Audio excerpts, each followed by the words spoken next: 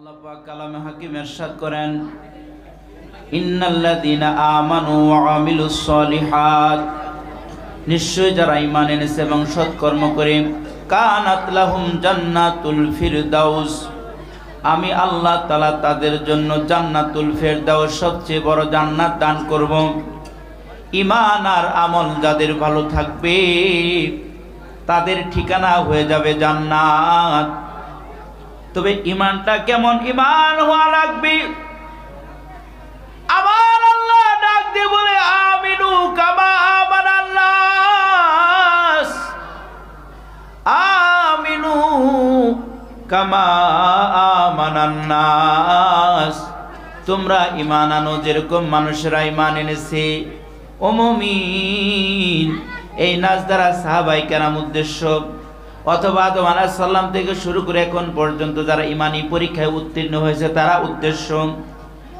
আমি কোন সাহাবীর কথা আপনাদের কাছে উপস্থাপন করব না, এমন একজন মহিলার কথা উপস্থাপন করব যার কথা আল্লাহর নবী হাদিসে ইরশাদ করেছে, তার ঈমানি পরীক্ষায় উত্তীর্ণ হওয়ার কারণে এখন পর্যন্ত মহিলাটাকে পৃথিবীর মানুষ বলতে পারে নাই, আল্লাহ তারে ভুলে নাই, ফেরেশতারাও ভুলে নাই।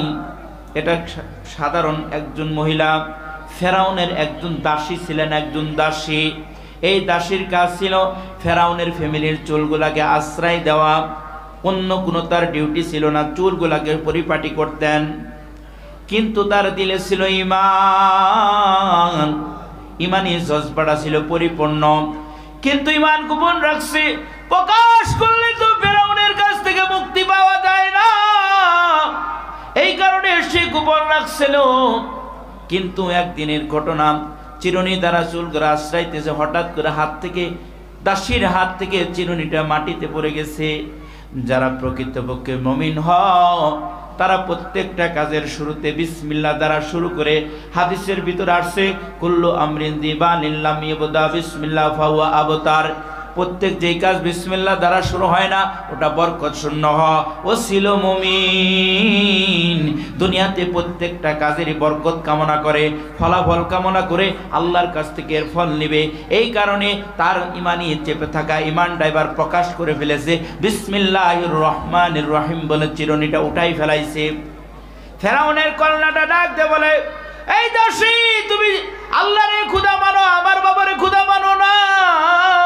কই না না, তোমার বাবারে খোদা মানতে পারি না, কারণ তোমার বাবার তো খোদা হওয়ার কোনো যোগ্যতা নাই, বরং আমার খোদা তোমার খোদা, তোমার বাবার খোদা হলেন স্বয়ং আল্লাহ। চিল্লায়া বলা যাবে কি আল্লাহু আকবার? ফেরাউনের কন্যাটা আশ্চর্য হয়ে গেলেন, কত বড় স্পর্ধা! যখন মিশরের সকল মানুষ আমার বাবারে খোদা মানে, অথচ আমার ঘরেই লালিত পালিত আমাদের দাসী আমার বাবারে খোদা মানে না। এই দাসী, তোমার কি জানের প্রাণের মায়া নাই? সব আছে, কিন্তু তোমার বাবারে খোদা মানার কোনো হিম্মত আমার নাই, কোনো দিন তোমার বাবার আমি খোদা মানব না। ফেরাউনের কন্যাটা রাগান্বিত হইয়া বাবার কাছে অভিযোগ করে, বাবা বলো তো, সত্যি করে বলো, আমাদের রবকে? কই কেন, আমি তো তোদের রব। বাবা ছোটকাল থেকে তো এটাই জানতাম, কিন্তু আমাদের দাসী সে তো তোমার রব মানে না, রব মানে আল্লাহকে। বলস কি? এই কথাটা যদি এই মিশনের মানুষেরা জেনে ফেলে তাহলে তো আমার ক্ষুধাগিরি থাকবে না। না না, তাই দাসীকে ধরে নিয়ে আসুন। দাসীকে ধরে আনা হলো। এবার প্রশ্ন করে, এই বল, মার রব্বুকে, তোর রব কি? দাসী জবাব দেয়, কেমন জবাব দেয়, তার জীবনের কোনো মায়া নাই। দাসীরা এবার ও বাঁচবে না মরবে খবর নাই, তার মুখ দ্বারা আওয়াজ বাহির হয়ে গেছে, রব্বি ওয়া রব্বুকা হু আল্লাহ, আমার রব তোমার রব তিনি হলেন স্বয়ং আল্লাহ। আশ্চর্য হয়ে গেছে ফেরাউন, হা করে তাকায় আছে। তোর কত বড় স্পর্ধা, আমার সামনে দাঁড়ায় বলস আমার রব আল্লাহ? তোর কি জানের মায়া নাই, প্রাণের মায়া নাই? জানের মায়া আছে, প্রাণের মায়া আছে, তবে ঈমানের মায়া তার চেয়ে বহু গুণ বেশি। জোরে বলেন না সুবহানাল্লাহ। আমার জান চলে যাবে, আমার কাছ থেকে আমার প্রাণ চলে যাবে, কিন্তু পৃথিবীর কেউ আমার কাছ থেকে আমার ঈমান আলাদা করতে পারবে না।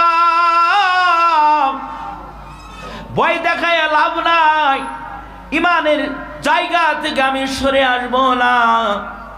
তাকে বিভিন্নভাবে নির্যাতন করা হয়, জেল ফাঁসের হুকুম জারি করা হয়, কিন্তু দাসীটা ওই অবস্থায় অটল রয়েছে।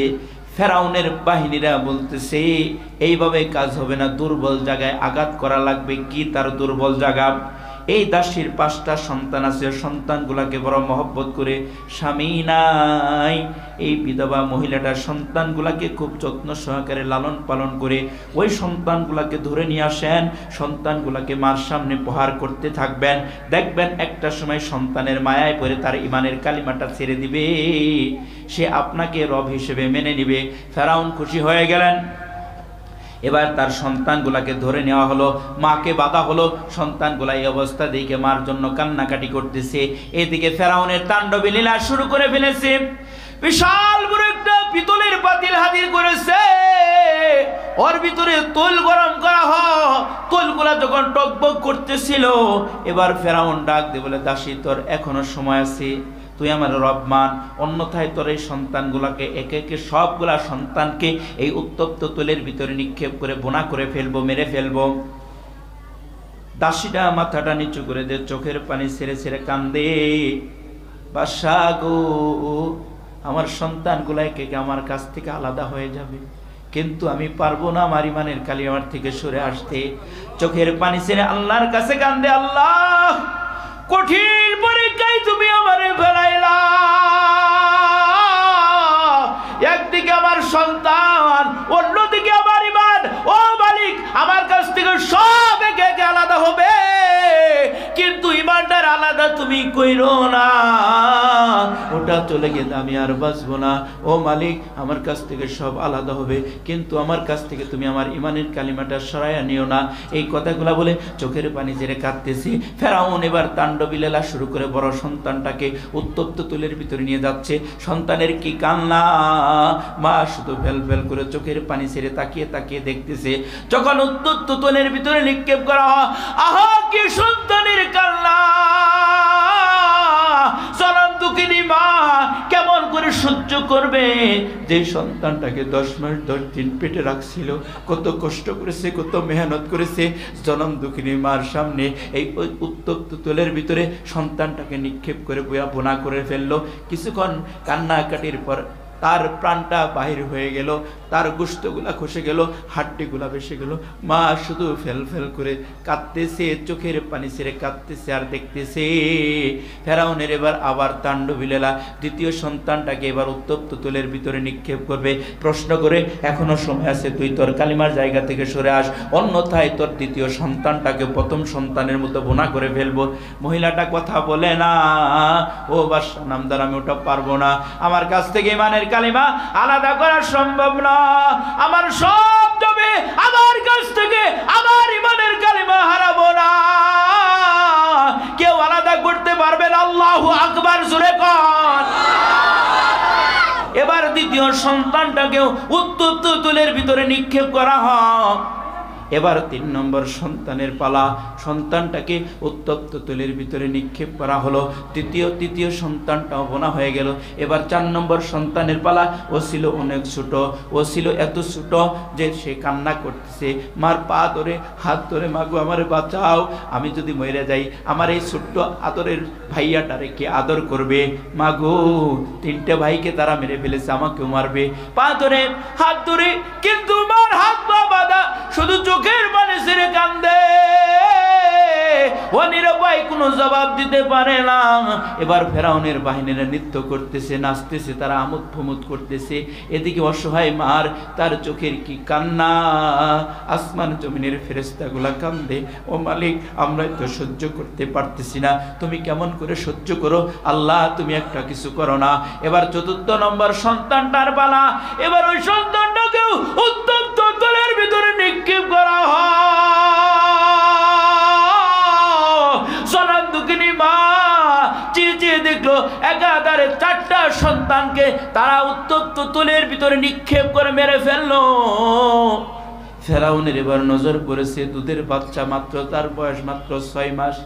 এখন পর্যন্ত বুঝতে পারে নাই তার সাথে তার ভাইদের সাথে কি আচরণ করা হচ্ছে, কি করা হয়েছে, মার সাথে কি করা হচ্ছে ও এখন পর্যন্ত বোঝে নাই। ও তার মার বুকে বসে আছে, মার দুধ পান করতেছে। এবার এই দুধের বাচ্চাটাকে হ্যাঁচকা মেরে টান থেকে মার কাছ থেকে আলাদা করে আসমানের মালিক আর সহ্য করতে পারে নাই। আসমান জমিনের ফেরেশতাদের কান্নার আওয়াজ ভারী হয়ে গেছে। এবার দুধের বাচ্চাটাকে যখন নিয়ে যাওয়া হচ্ছে, হঠাৎ করে দুধের বাচ্চাটা আকাশের দিকে তাকায়া মিটি মিটি হাসতেছে। আল্লাহু আকবার! মিটি মিটি হাসতেছে। শুধু হাসে তাই নয়, দুধের বাচ্চার জবানে আওয়াজ আল্লাহ জারি করে দিয়েছে, ইয়া উম্মাহু ইসবিরি ফাইন্নাকি আলাল হক। আয় মা, তুমি ধৈর্য ধারণ করো। ওই যে দেখো না জান্নাত, কত সুন্দর জান্নাতটা আমাদের জন্য আল্লাহ সাজায় রাখছে। মরতে দেরি হবে, আল্লাহ আমাদেরকে জান্নাতগুলা দিতে দেরি করবে না। আর একটু জোরে বলা যাবে কি সুবহানাল্লাহ? 5টা সন্তান মার কাছ থেকে আলাদা হয়ে গেল। এবার ফেরাউনের তাণ্ডবী লীলার সর্বশেষ দাসীকে বলতেছে, এখনো সময় আছে, তুমি যদি তোমার জানের মায়া করো তাহলে আমাকে খোদা মানো। আর মানার দরকার নাই, আমার কলিজার টুকরা সন্তানগুলাই চলে গেছে, আমার এই দেহ দিয়ে আর কি হবে, আর দরকার নাই। তবে আপনার কাছে আমার একটা ছোট্ট রিকোয়েস্ট, আবদার আছে, শেষ একটা আবদার। রাগান্বিত হইয়া আমার কাছে আবার তোর কিসের আবদার বল? কই আমি আমার সন্তানগুলাকে বড় মহব্বত করতাম, ভালোবাসতাম, এখন তো আমার সন্তানগুলাকে মেরে ফেললেন, মরার পর আমাকেও তো মেরে ফেলবেন। আপনার কাছে একটা ছোট্ট রিকোয়েস্ট, আবদার, আমার এই সন্তানগুলার হার আর আমার হারগুলাকে একত্রিত করে একটা জায়গার ভিতরে পুঁতে রাখবেন, এটাই আমার শেষ চাওয়া, আর কোনো চাওয়া নাই। এই কথাগুলা বলতেছি। ফেরাউন এবার তাকে উত্তপ্ত তুলের ভিতরে নিক্ষেপ করে মেরে ফেললো। তো হারগুলাকে একটা গর্তের ভিতরে পুঁতে রাখলো, কিন্তু আসমানের মালিক ওই গর্তটাকে এত দামি বানাই ফেলাইছে, এত দামি। হাদিসের ভিতরে আসছে, লাম্মা উসরিয়া বিমারাতু বিরাইহাতুন তাইয়্যিবা ফাকুলতু মা হাযিহি রাইহা ফাকিলা লিহাযিহি মাশিদাতু বিনতি ফিরাউন ওয়া আওলাদুহা। আল্লাহর নবী যখন মেরাজের রজনীর ভিতরে হঠাৎ যখন মিশর ত্যাগ করতেছিল, কোত্থেকে যেন জান্নাতের সুঘ্রাণ আসতেছে, জিবরাইল আমিনকে ডাক দিয়ে বলে, ও ভাই জিবরাইল, বলো না কোত্থেকে জানি জান্নাতের সুঘ্রাণ আসতেছে। জিবরাইল আমিন ডাক দিয়ে বলে, ওগো পয়গম্বর, এটা হলো ফেরাউনের ওই দাসী, যেই দাসী মানে পরীক্ষায় উত্তীর্ণ হয়েছে, তার সন্তানগুলোকে নির্মমভাবে শাহাদাত বরণ করেছে। আল্লাহ তাআলা তাদের ওই কবরটাকে এত দামি করে বানায় রাখছে, কিয়ামত পর্যন্ত তাদের কবর থেকে জান্নাতের সুঘ্রাণ জারি রেখেছে। চিল্লায়া বলা যাবে কি সুবহানাল্লাহ? এই কারণে আমার আল্লাহ রাব্বুল আলামিন ডাক দিয়ে বলতেছেন, আমিনু কামা আমানান নাস। ও দুনিয়ার মানুষেরা, যে এই যে একটা মহিলা ঈমান এনেছে, এরকম ঈমান তোমরা হাসিল করো রে মুমিন। এরকম ঈমান নিয়ে তোমরা যদি দুনিয়ায় চলতে পারো, তোমাদের কোনো টেনশন থাকবে না, চিন্তা থাকবে না, পেরেশানি থাকবে না, মরতে দেরি হবে, আল্লাহ তোমাদেরকে জান্নাতটাও দিতে দেরি করবে না। যখন তোমাকে কবরের ভিতরে রাখা হবে, ইউতারাজুনু ফি কবরিহি ফাইদাহু মিন কিবালি রাসিহি দাফাতু তিলাওয়াতুল কোরআন। যখন তোমার কবরের ভিতরে রাখা হবে, তখন তোমার মাথার কাছে আসবে কোরআন, কোরআন প্রতিবন্ধক হয়ে দাঁড়াবে। যখন ডান পাশে যাবে, সালাত তোমার ডান পাশে দাঁড়াবে। যখন তোমার বাম পাশে যাবে, রোজা বাম পাশে দাঁড়ায় যাবে। পিছনের দিকে যখন দাগাবে, রমজানের রোজা, হজ, জাকাতগুলা পিছনের দিকে, চতুর্দিকে বেষ্টন। এবার সকল নেক আমলগুলা বলতে থাকবে, দুনিয়ার জিন্দেগির ভিতরে তুমি মুমিন, আল্লাহকে খুশি করার জন্য কষ্ট করেছো, আল্লাহ আমাদেরকে জিম্মাদারি দিয়েছে, আর তোমার কবরে কষ্ট করতে হবে না, তুমি সুন্দর করে আরামে ঘুমাইতে থাকো। এমন ঘুম দিবে 40,000 পার করে ফেলবে, ওই মুর্দাটা খবরই পাবে না যে 41,000 বছর পার করে ফেলেছে। চিল্লায়া বলা যাবে কি সুবহানাল্লাহ? কিন্তু যদি ঈমান তোমার দুর্বল হয়ে যায়, তাহলে কিন্তু তোমার উপায় থাকবে না। হাদিসের ভিতরে আসছে লা ঈমানা লিমান লা আমানাতা লাহু, ওই ব্যক্তির ঈমান নাই যার কোনো আমানতদারি নাই, আমানত নাই। আজকে দেখেন মুমিনের ঈমানের হালত কি, আমানত নাই। কারোর কাছে কথা বলছে, এ ভাই তোমার সাথে আমার দ্বন্দ্ব আছে, ঠিক আছে, কিন্তু আমার ইজ্জত নিয়ে তুমি সিনিমিনি খেলবা না। কই না না, তোরে তো ইজ্জতের 12টা বাজান লাগবে, ইজ্জত হলো আমানত। এমন অনেক মানুষ আছে শত্রুতা বশত ওই কথাটা একজন দুইজন জানলে হবে না, ফেসবুকে ছাইড়ে দেয়, সারা পৃথিবী ভাইরাল করতেছে, আছে না নাই? তার টার্গেট হলো যে তার ইজ্জতের উপর আক্রমণ করব। তুমি যতই আক্রমণ করো, তুমি ইজ্জতের উপর আক্রমণ করে তোমার ইমানের দপ্তর থেকে নাম কাটে আল্লাহ তোমার নামটা নিয়ে গেছে মুনাফিকের ভিতরে। নাউজুবিল্লাহ, জোরে কর। দুই বন্ধুর ভিতরে খুব ঘনিষ্ঠতা, মহব্বত, ভালোবাসা। এখন একজন বলতেছে, ভাই আমার মনের ভিতরে অনেক কষ্ট, ব্যথা আছে, এই কষ্টের কথাগুলো আমি কাউকেই বলতে পারি না, তোমাকে বলতেছি মনের বোঝাটা হালকা করার জন্য, খবরদার কাউকে কিছু বলতে পারবা না। ও সুযোগ বুঝে বাজছে, তোর তো আমার বন্ধু তো যতই তাই, কিন্তু এই কথা বললে তোর ইজ্জতের আমি 12টা বাজাবো। ও এক কান দুই কান হতে হতে পুরো এলাকা ছড়াই দিছে, আছে না নাই? আসিল আমানত, করলো সে খেয়ানত। এরকম খেয়ানতকারীর অভাব নাই। আপনার আমার হায়াতের জিন্দগিটাও আমানত। এই আমানতের জিন্দগিটা খেয়ানত করলে আল্লাহর আদালতে মামলা খাওয়ান লাগবে। আল্লাহ তোর ভাই তোর হায়াত দিছিলাম, হায়াতটা তুই কোন কাজে ব্যবহার করে জবাব দে। ওয়াল আসরি ইন্নাল ইনসানা লাফি খুসর। আল্লাহ তাআলা বলতেছেন তোর হায়াতের কসম, নিশ্চয়ই সকল মানুষ ধ্বংসের ভিতরে। যারা হায়াতটাকে মূল্যায়ন করবে না তারাই ধ্বংসের ভিতরে, আর যারা এই হায়াতের আমানতকে রক্ষা করবে আল্লাহ তাদেরকে ফজিলত দান করবে। আপনার আমার কলিজার টুকরা সন্তানগুলো আমানত। ইচ্ছে করলে এই আমানতগুলোকে খেয়ানত করতে পারি না, গুনাহের পথে চালাইতে পারি না, জাহান্নামের পথে চালাইতে পারি না। প্রত্যেকটার বাবা মার দায়িত্ব হলো সন্তানগুলোকে জান্নাতের রাস্তায় দাঁড় করানো। কিন্তু আমরা কি সেই কাজটা করতেছি? আমাদের সন্তানগুলোকে বিপদগামী। অনেক সন্তান আছে লক্ষ লক্ষ কোটি কোটি টাকা কামাই করতেছে, বেতন তার 50,000 টাকা, 10তলা বাড়ি বানাইছে ঢাকাতে 10টা। বলেন তো এগুলো বানাই কি দিয়ে? বাবা এটা এত অহংকার করে যে আমার সন্তান তো 10তলা বাড়ি বানাইছে 10টা ঢাকাতেই। পত্রিকা পড়ে মাতি ঠেঙ্গের উপর ঠেঙ্গ উঠে পত্রিকা বলে, আর চা খাইতে থাকে। নামাজ কালামের তো দাঁড় দাঁড়ায় না, নামাজ কেমনে দাঁড় দাঁড়াবো? হারাম তো শরীরের ভিতরে ঢুকছে, হারাম ঢুকছে। এখন হারাম ঢুকলে তো নামাজে যায় ভালো লাগবে না। যদি নামাজে যায়ও বা ইমামের হতে বেজাল লাগা, তাহলে মুয়াজ্জিনের সাহেবের হতে বেজাল। ওয়ার্ডার গাই দেখো তো এর ময়লা কেন, ফ্যানের সুইচটা দাও, ইমাম সাহেবেরই অর্ডার করে বসে, আছে না নাই? কিসের কারণে জানেন? শরীরের ভিতর হারাম ঢুকছে। মসজিদে গেলে হারাম কাজটাই করবে, ভালো কাজ করতে পারবে না। মসজিদে যায় যে জান্নাতের কাজ করতে পারবে তা না। ইমাম সাহেবের যেই ব্যক্তি অর্ডার করে, কোনো মুসল্লি যদি ইমাম সাহেবের অর্ডার করে, হুজুর ফ্যানের সুইচটা দেন তো, বলেন তো তার একটা সহি আছে? ও তো নিজেই ইমাম হয়ে গেছে। ইমাম হলে অনুসরণ করবো, এখন হ্যারই অনুসরণ করবার করতেছে। আমার অনুসরণ তুমি করো, আছে না নাই? কারণ যারা এই ধরনের ভেজালের কাজ করে, এই কাজগুলি তারাই করে, ওদের দ্বারাই হয়। কারণ হারাম খাইতে খাইতে শেষে হজ করে আসে, এমন হাজি সাজে, কিন্তু তার অতীত জিন্দিগি খুঁজনে খবর দেয় না। শরীরের ভিতর হারাম আর হারাম, হারাম দ্বারা জর্জরি। আসতে বলবেন ঠিক না বেঠিক? সন্তানগুলো আমানত, ইচ্ছে করলে খেয়ানত করা যাবে না। সন্তানগুলা যদি নেকের পরিবেশের ভিতরে রাখেন, এই নেক সন্তানগুলা আপনার জন্য কল্যাণকর হবে। হাদিসের ভিতরে আসছে নেক সন্তানের নেকের ধাক্কা বাবা মার কবরে চলে যায়। সুবহানাল্লাহ, জোরে কোন। নামাজ পড়বে, নামাজের অংশ বাবা মার কবরে যাবে। হজ করবে, হজের অংশ যাবে। কোরআন তেলাওয়াত করবে, বাবা মার কবরে যাবে। আর যদি পাপ কাজ করে, পাপের ধাক্কাটাও কিন্তু কবরে যাবে। সাবধান। যদি সন্তানকে এমন কুলাঙ্গার সন্তান দুনিয়াতে রেখে গেছেন, শুধু হারাম খা আর হারাম কাজ করে, হারামের অংশ বাবা মার কবরে চলে যাবে। আর যদি নেক কাজ করে, নেকের অংশটাও আল্লাহ তাআলা বাবা মার কবরে দান করবে। আমি একটা তথ্য দিই আপনাদের কাছে। আল্লামা ফখরুদ্দিন রাজি রহমতুল্লাহ আলাইহি এই কথাটা উল্লেখ করেছেন তার বিখ্যাত তাফসির গ্রন্থ তাফসিরে কাবিরের ভিতরে। আল্লামা ফখরুদ্দিন রাজি রহমতুল্লাহ আলাইহি তার বিখ্যাত তাফসির গ্রন্থের ভিতরে উল্লেখ করেছেন যে মুসা আলাইহিস সালাম একদিন একটা জায়গাকে কেন্দ্র করে যাচ্ছে, হঠাৎ করে কবর, রাস্তার মাঝখানে একটা কবর পেয়ে গেছে। দেখতেছে কবরের ভিতরে দাও দাও করে আগুন জ্বলতেছে। বুঝবার বাকি নাই লোকটা গুনাহগার পাপী হওয়ার কারণে আল্লাহ তার কবরের ভিতরে আগুনটা জ্বালায় রাখছে। মুসা আলাইহিস সালাম চলে গেছে। তার কাজ শেষ করে বিকালবেলা ওই রাস্তা দিয়ে, ওই জায়গা দিয়ে আসতেছিল। ঠিক ওই কবরের কাছাকাছি আসলে আল্লাহ তাআলা তার অন্তর চক্ষুটা খুলে দিছে।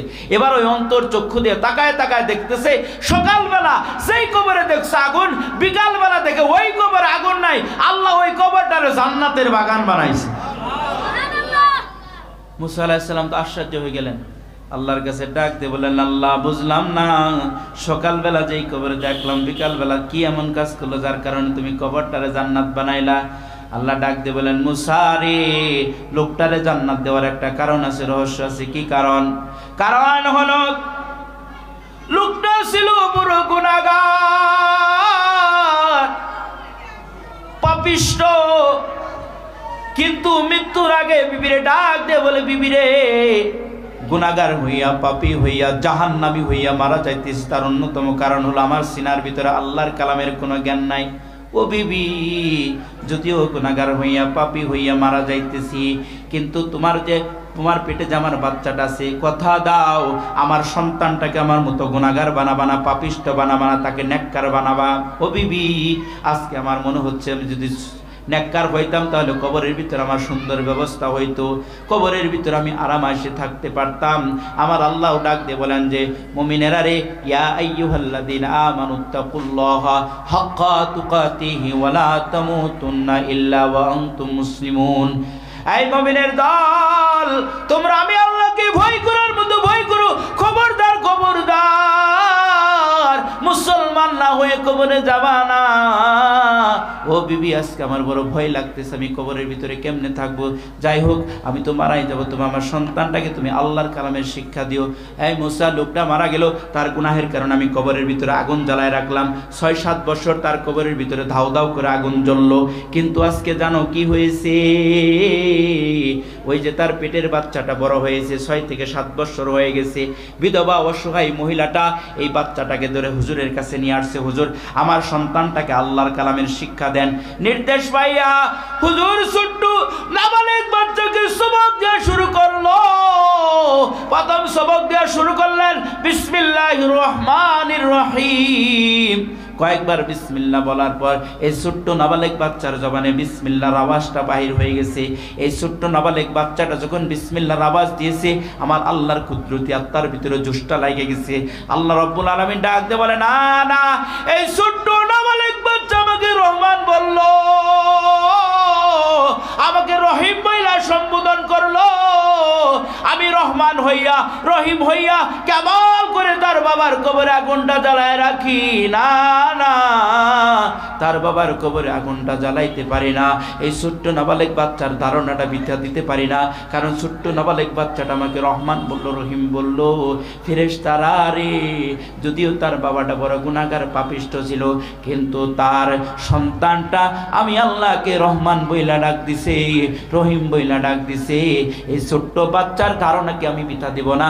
যাও যাও, এই ছোট্ট বাচ্চার বিসমিল্লাহর খাতিরে আমি আল্লাহ তার বাবার কবর থেকে আগুনটা সরাইয়া তার বাবার কবরটাকে আমি আল্লাহ জান্নাতের বাগান বানায়া দিলাম। আর একটু জোরে বলা যাবে কি সুবহানাল্লাহ?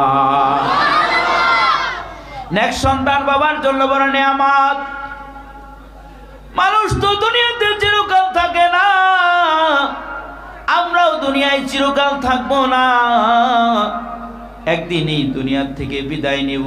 ও মুমিন, যদি আমার কলিজার টুকরা সন্তানটা আমার জানাজার নামাজটার ইমামতি করে, আমার কলিজার টুকরা সন্তানটা যখন বাবার সামনে দাঁড়াবে, তার দেহ মন ভেঙে চুরমার হয়ে যাবে, চোখের পানি ছেড়ে আল্লাহর কাছে যে জানাজার নামাজটা পড়বে, দুনিয়ার সকল জানাজা আল্লাহ বিথা দিলেও সন্তানের জানাজাটা আল্লাহ কবুল কইরা হতে পারে, বা আমার কবরের আযাব আল্লাহ মাফ করে দিবে। চিল্লায়া বলা যাবে কি সুবহানাল্লাহ? এই জন্য মুমিনের দায়িত্ব হলো, সন্তান আমাদের আমানত, এই আমানতকে খেয়ানত করা যাবে না।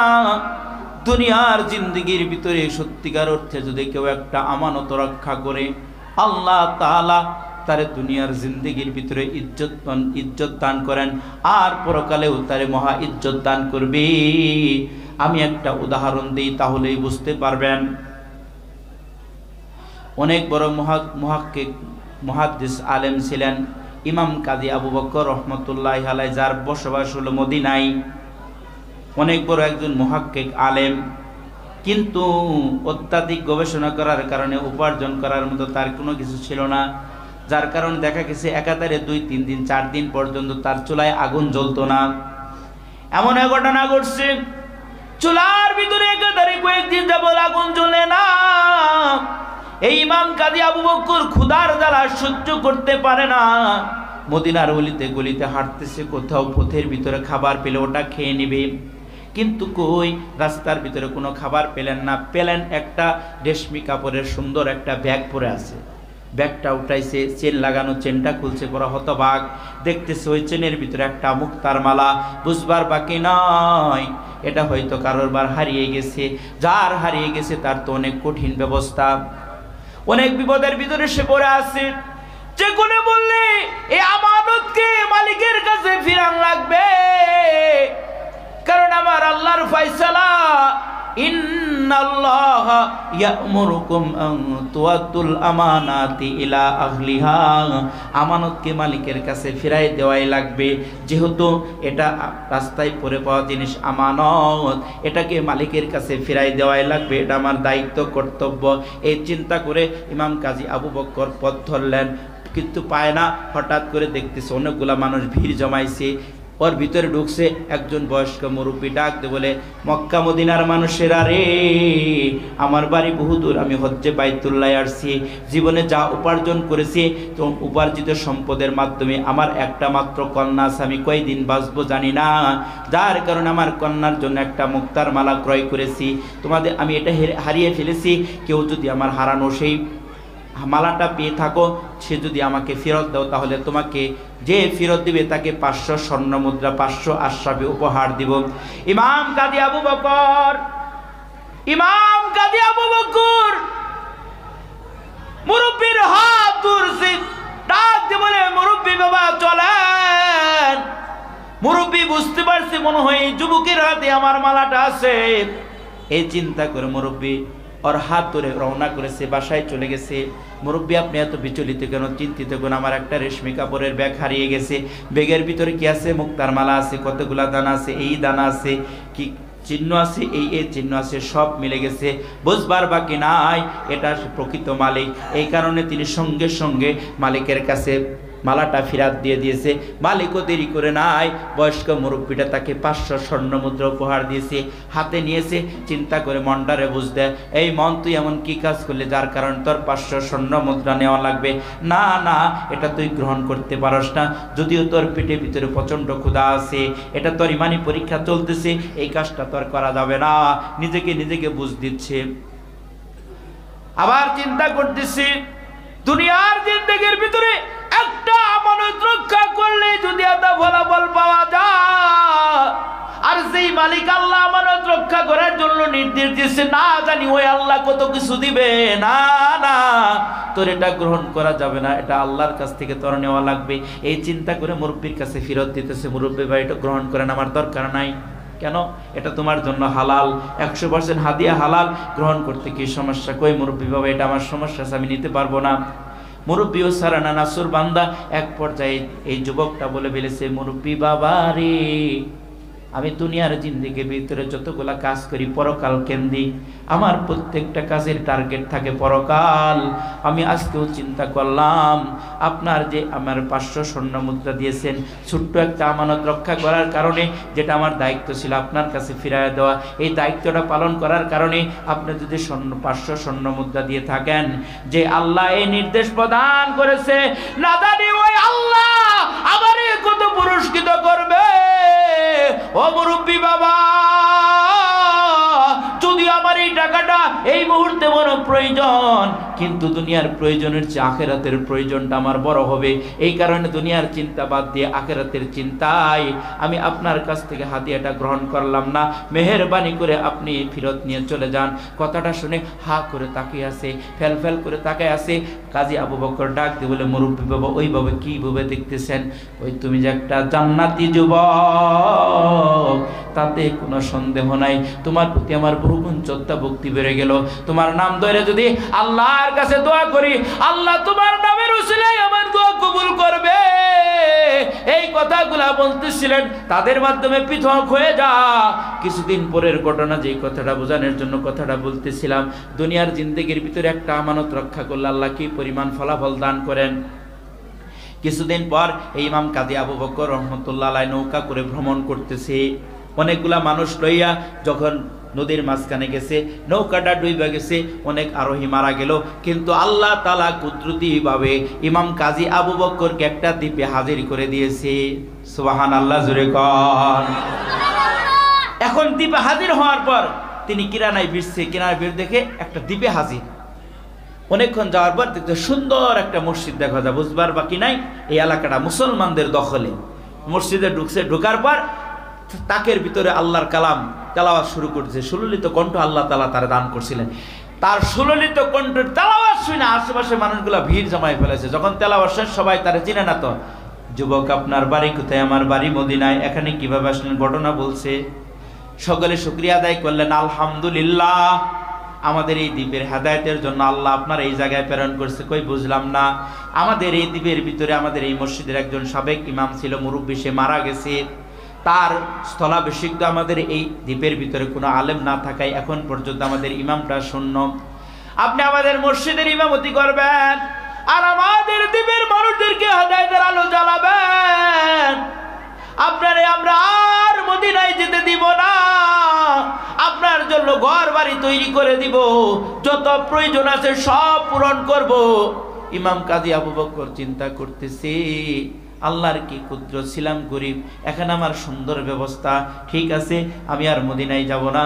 এখানে তিনি পরে রইলেন, ঘর বাড়ি তুলে দিলেন, মসজিদের দায়িত্ব নিলেন, এলাকার সকল মানুষ তারে মহব্বত শুরু করলো, হাদিয়া উপহার দেয়। এখন যে সামাজিক একটা ভালো মর্যাদা তৈরি হয়ে গেল। শুকরিয়া আদায় করলেন, কোন জায়গা থেকে আল্লাহ আমার কোন জায়গায় নিয়ে আসলো। কিছুদিন পর ওই এলাকার মুরব্বী, ওই দ্বীপের মুরব্বীরা পরামর্শ করতেছে, ডাক দিয়ে বলতেছে, ইমাম সাহেব আপনি একজন যুবক মানুষ, আপনার বিবাহ শাদীর দরকার, বিবাহটা সুন্নত কাজ। যেহেতু আপনি একজন আলেম মানুষ, আপনি একজন পরহেজগার মানুষ, আমাদের কাছে একটা বড় জিম্মাদারি আছে। কি বড় জিম্মাদারি? আমাদের কাছে বড় জিম্মাদারিটা হলো, আমাদের যে সাবেক মসজিদের ইমাম সাহেব ছিল সে মারা গেছে, তার একটা কন্যা ছিল, কন্যার সন্তান আছে বড় পরহেজগার আল্লাহওয়ালা। যুবক যুবতী হওয়ার পর আজ পর্যন্ত, আমরা বালেগা হওয়ার পর আজ পর্যন্ত এই দ্বীপের মানুষ তারা দেখতে পারে নাই। বাবার ইচ্ছে ছিল একজন পরহেজগার যুবকের হাতে উঠাই দেবে, কিন্তু পারে নাই। আমাদের দায়িত্ব দিয়ে গেছে, আমি তো পারলাম না, তোমাদের কাছে দায়িত্ব দিলাম, একজন পরহেজগার যুবকের হাতে আমার মেয়েটারে উঠাই দিও। আমরা তো পরহেজগার যুবক খুঁজে পাই না। ও ইমাম কাজী আবু বকর, আপনি যদি মেয়েটাকে বিবাহ করেন আপনি পাবেন যোগ্য পাত্রী, আর মেয়েটা অনেক সুন্দরী, আর মেয়েটা পাবে যোগ্য পাত্র। কাজী আবু বকর মাথা নিচু করলেন। আসসুকুতু মিনার রিজা, নীরবতাটা মাঝে মাঝে এটা রাজির সন্তুষ্টির আলামত। বিবাহ সম্পন্ন, বাসর ঘরের ঘটনা। বাসর রাত্রে ইমাম কাজী আবু বকর ঢুকছে, বিবির দিকে তাকায় মনটা খুশি হয়ে গেছে, এত সুন্দর কি মেয়ে হ। দ্বীপের মানুষেরা যা বলেছে তার চেয়ে বহুগুণ সুন্দর। কিন্তু চেহারার দিকে তাকাইতে হঠাৎ করে গলার দিকে নজরটা চলে গেছে। এবার আর নজরটা ওই জায়গা থেকে সরাইতে পারে না। দীর্ঘক্ষণ সময় নজরটা ওই গলার দিকে পড়ে আছে। ইমাম কাজী আবু বকর গলার দিকে যে নজর করছে আর সরায় না। বিবিটা চিন্তা করে, দ্বীপের মানুষেরা বড় আমারে ধোঁকা দিল। এই দ্বীপের মানুষেরা বলল, বড় পরহেজগার আল্লাহওয়ালা বুজুর্গ। কিসের বুজুর্গ? সে আমার দিকে না তাকাইয়া, আমার কথা না বইলা, আমার গলার ভিতরে একটা দামি হার আছে, হারের দিকে তাকাইছে আর নজর সরাই না। বুঝবার বাকি নাই, এর মতো লোভী কোনো মানুষ নাই। এই কথাগুলা চিন্তা করতেছে ইমাম কাজী আবু বকর, চিন্তা করতেছে বিবিটা মনে হয় আমার ভিন্ন কিছু ভাবতেছে। ডাক দিয়ে বলে, বিবি রে, আমি বড় হতবাক হয়ে গেছি, আশ্চর্য হয়ে গেছি, এটা কেমন করে সম্ভব? এটা তো আমার মাথার ভিতরে কাজ করতেছে না। কই কি বলতেছেন ভালো করে খুলে বলেন। কই তোমার গলার ভিতরে যে হারটা দেখা যায়, এই হারটা আমার বড় পরিচিত মনে হয়। আমি মনে হয় এই হারটাকে মদিনার কোনো গলিতে পেয়েছিলাম। ও বিবি, মনে হয় এই মুরব্বী, একটা মুরব্বী মানুষ এই হারটা মদিনার কোন গলিতে হারিয়ে ফেলেছে। আল্লাহু আকবার, জোরে বল। বিবিটা এই কথা শোনার সঙ্গে সঙ্গে লাভ দিয়ে দাঁড়ায় গেছে। তাহলে নামটা কি আপনার কাজী আবু বকর? কই আমার নাম কাজী আবু বকর, তুমি কেমনে জানলা? কই আমি না, শুধু আমার ফ্যামিলির সকল সদস্যরাই জানে, আমার যত আত্মীয় আছে সবাই জানে আপনার নাম কাজী আবু বকর। আপনার জন্য আমার বাবা কত দোয়া করতো। আমার ডাক দিয়ে বলছে, মারে আমি হচ্ছে বাইতুল্লাহ গিয়েছিলাম, আমি একটা জান্নাতি যুবক থেকে আসছি। ও মা, ওরকম একটা জান্নাতি যুবকের হাতে যদি আমি তোমার উঠাই দিতে পারতাম, আমি মরে গিয়েও শান্তি পাইতাম। মারে ওর মতো যুবক হয় না, দুনিয়ার লোভ লালসা তার দিলের ভিতরে বিন্দু মাত্র দেখি নাই। ওরকম একটা জান্নাতি যুবকের হাতে যদি আমি তোমারে উঠাই দিতে পারতাম, তাহলে আমি মরে গিয়েও শান্তি পাইতাম। আপনার জন্য তাহাজ্জুদের নামাজ পড়া আপনার নাম ধরে আল্লাহর কাছে কত দোয়া করছে, তার হিসেব আমার জানা নাই। স্বামী গো, আজকে যদি আমার বাবাটা জীবিত থাকতো, সবচেয়ে আমার বাবাটা পৃথিবীর বুকে খুশি হইতো।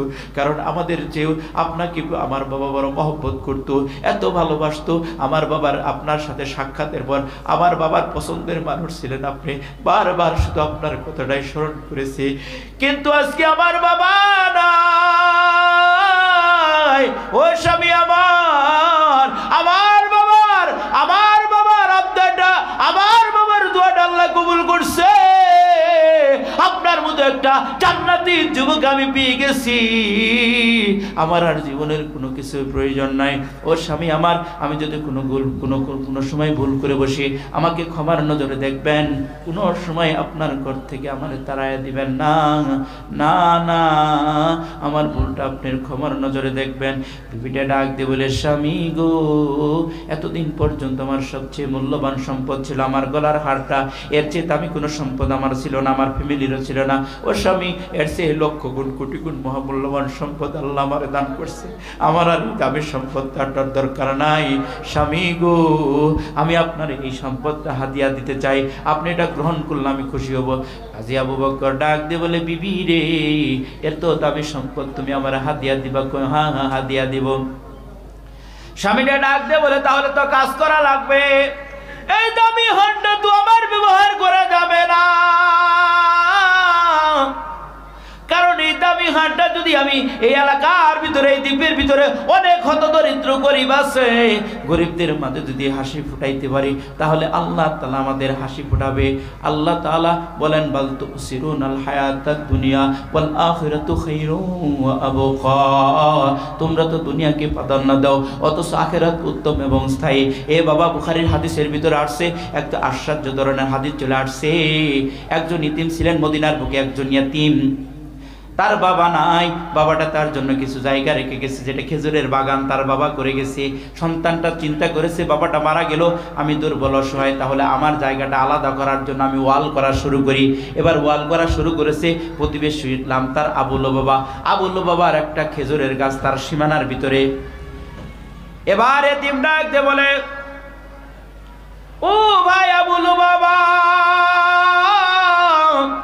তোমার একটা খেজুরের চারা আমার সীমানার ভিতরে চলে আসছে, তুমি তোমার এতিম ভাইকে এই খেজুরের চারাটা দান করে দাও। আবুল বাবা বলতেছে, না না, ওটা আমি দান করতে পারবো না। ওই খেজুর গাছের খেজুর আমার পছন্দ, আমার সন্তানেরাও পছন্দ করে। এতিম ডাকতে বলে, তাহলে একটা কাজ করেন, ওই খেজুর গাছটা আমার কাছে বিক্রি করে দেন। কই, বিক্রিও করবো না, দানও করবে না, বিক্রিও করবে না, ও আলস্যা করতে দিবে না। এতিম বড় দুর্বল, কোথায় যাবে, কার কাছে যাবে?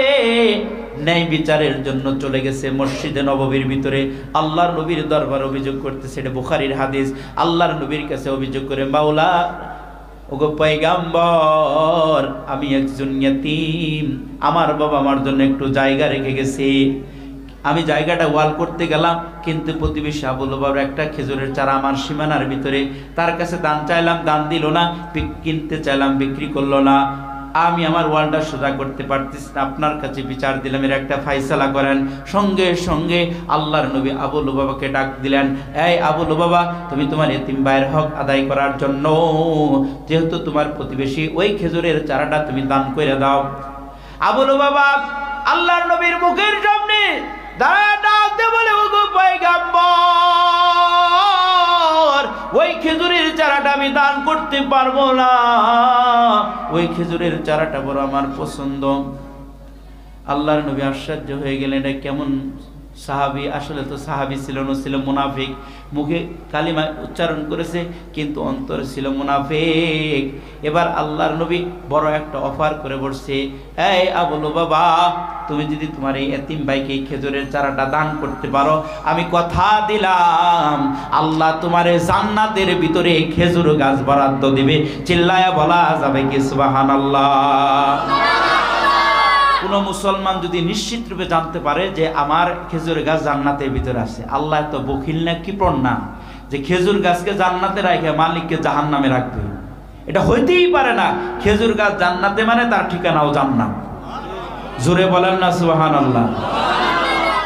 এটা আবু লুবাবা না বুঝলেও বুঝছে সকল সাহাবারা। সাহাবারা তো আশ্চর্য হয়ে গেছে, একটা মাত্র খেজুরের চারার কারণে যদি জান্নাতি হওয়া যায়, এর চেয়ে আর সুসংবাদ কি হইতে পারে? এবার আবু লুবাবা মুখের উপর না করে বলল, ওগো পয়গম্বর এটাও পারবো না। নাউজুবিল্লাহ, জোরে কোন।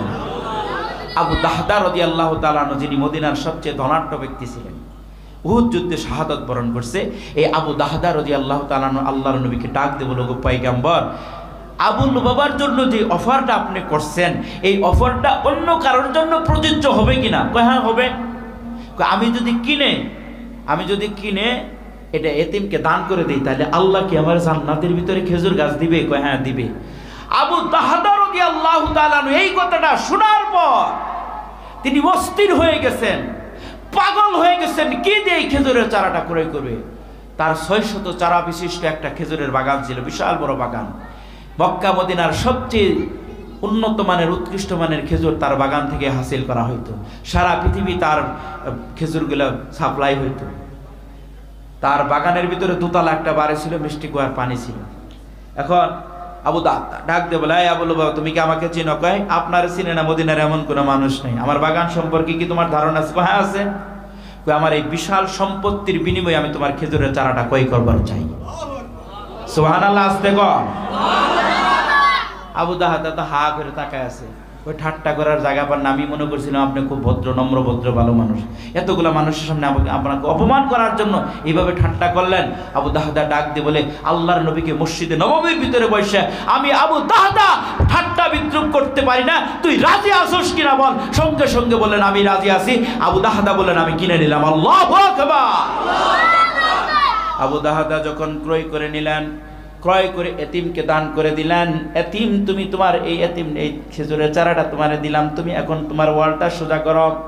আল্লাহর নবীকে ডাক দিয়ে বলো, গো পয়গম্বর, আমি তো এতিমকে দান করে দিলাম, আল্লাহ তাআলা কি আমারে খেজুর গাছ বরাদ্দ দিবে জান্নাতের ভিতরে? কথাটা বলতে দেরি হয়েছে, আল্লাহর নবীর জবান থেকে আওয়াজ বাহির হইতে দেরি হয় নাই। কাম মিন ইয়াসকি রাদাহিন লি আবি দাহদা ফিল জান্নাহ। এই আবু দাহদা, তুমি তো একটা খেজুরের চারা দান করেছো, আল্লাহ তোমার খেজুরের চারাটা কবুল করিয়া অসংখ্য খেজুরের বাগান আল্লাহ তোমার ফ্যামিলির জন্য অলরেডি জান্নাতের ভিতরে হাজির করে ফেলেছে। এই কথাটা শোনার পর আবু দাহদা রাদিয়াল্লাহু তাআলা আনহু খুশি হইয়া রওনা করেছে বাড়ির দিকে। রাস্তার মাঝখানে ডাক দে, বিবিরে ডাক দেয়, বিবি ঘর থেকে চলে আসো, যা আছে প্রয়োজনীয় জিনিস নিয়ে চলে আসো, ছেলে মেয়ে যা আছে সব কিছু নিয়ে রাস্তায় চলে আসো। কি এরকম পাগলামি করতেছেন কেন? আপনি কি ঘরের ভিতরে ঢুকবেন না? কই না না, আমি ঘরে ঢুকবো না। কেন ঢুকবেন না? কই বাগান সহকারে ঘর বাড়ি সব বিক্রি করে দিয়েছি। আল্লাহু আকবার, জোরে কর। বিবিটা ডাক দিয়ে বলে, স্বামী গো, বিশ্বাস কেমন করে করব? কারণ মদিনার বুকে এমন কোন ধনাঢ্য ব্যক্তি নাই যে আমাদের এই বাগান ক্রয় করে। তাহলে এই বাগানটা আপনি কার কাছে বিক্রি করলেন? এবার আবু দাহদা ডাক দিয়ে বলে, বিবি রে, দুনিয়ার কোন মানুষের কাছে আমার এই বাগান বিক্রি করি নাই, আমার বাগান বিক্রি করেছি স্বয়ং আল্লাহর কাছে। সাধারণ কোন জিনিসের বিনিময়ে বিক্রি করি নাই বিবি রে, আল্লাহর জান্নাতের বিনিময়ে আমি আমার বাগানটা বিক্রি করে দিয়েছি।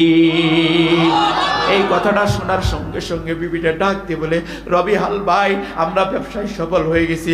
ও স্বামী, আমাল হায়াতুদ দুনিয়া ইল্লা মাতাউল গুরুর। দুনিয়াটা কয়দিনের জিন্দেগি, দুনিয়াটা দুদুকার জিন্দেগি, জিন্দেগি শুরু হলে শেষ হয়ে যা। স্বামী গো, আমাদের আর দুনিয়া দরকার দরকার নাই। আল্লাহ যেহেতু আমাদের জান্নাত দান করবে, আমাদের ফ্যামিলির জন্য যেহেতু জান্নাতের ভিতরে বাগান তৈরি হয়ে গেছে, আর কোনো টেনশন নাই। ও স্বামী আমার, আমরা ব্যবসায়ী সফল, আমরা সফল ব্যবসায়ী। এই কথা বলা বইরা তারা বাহির হয়ে গেল। এ বাবা, আমি আপনাদের কাছে ছোট্ট একটা রিকোয়েস্ট করবো, আবদার করবো।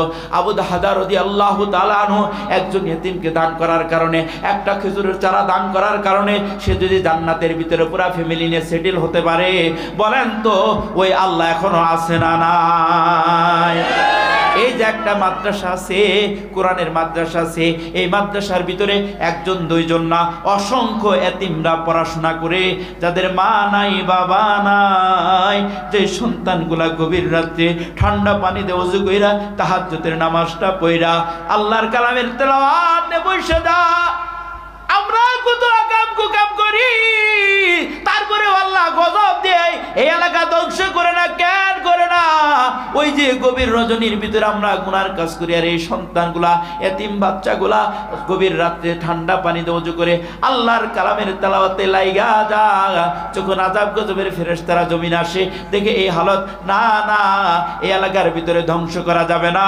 কারণ এই এলাকার ভিতরে দেখো না গভীর রাত্রিতে কেমন করে তোমার কুদরতি সাজদাটা লাগাইছে, কেমন করে তোমার কালামের তেলাওয়াত করতেছে। আযাবের ফেরেশতাগুলা উঠা যা, রহমতের ফেরেশতাগুলা ওই এলাকার ভিতরে নাজিল হয়ে যা। চিল্লায়া বলা যাবে কি সুবহানাল্লাহ?